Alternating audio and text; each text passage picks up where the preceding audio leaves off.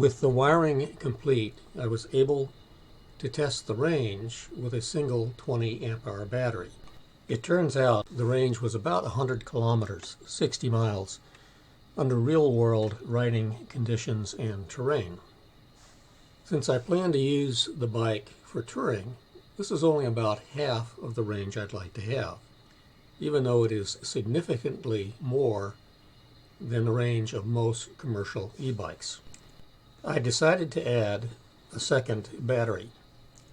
The batteries weigh about 14 pounds each, and I'm somewhat concerned about the weight of two batteries and 40 pounds of touring equipment on the rear wheel.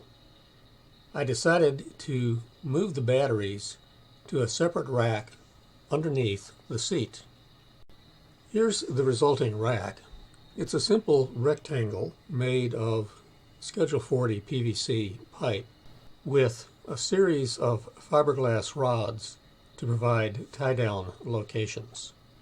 Here's the battery mounted. The battery is in its canvas sack, and the two straps hold it securely to the rack.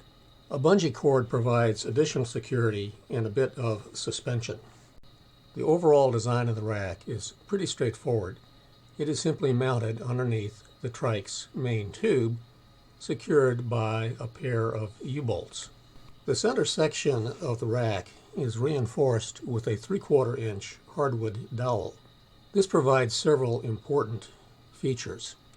It stiffens the otherwise somewhat flexible PVC tubing, and it ensures that as the U-bolts are tightened, the tubing is not crushed.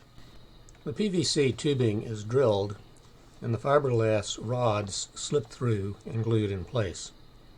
The rods are actually sections of driveway markers, simply cut to length. The rack is secured to the trike's main tube with two stainless steel 2-inch U-bolts. Since they're stainless, they won't rust.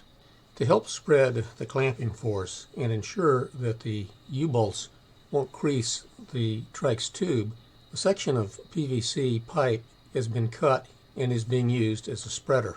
A section of flexible PVC connector is used as a spacer and to provide the friction necessary to ensure that the rack does not twist.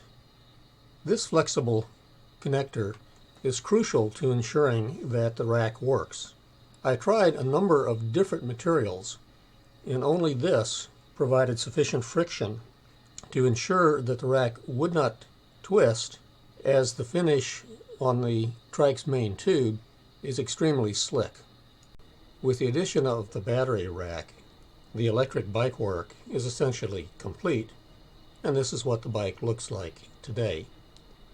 You may notice a few odds and ends that I've added, and I'll deal with those in the next step.